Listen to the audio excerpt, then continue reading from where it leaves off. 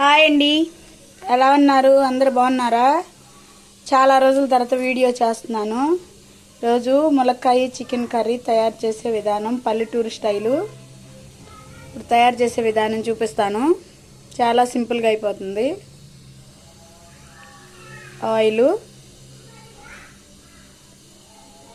చికెన్కి ఆయిల్ ఎక్కువ పట్టింది.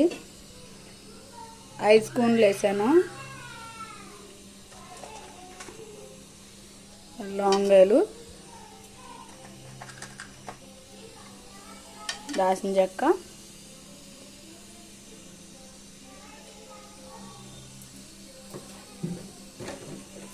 వేసేసాను.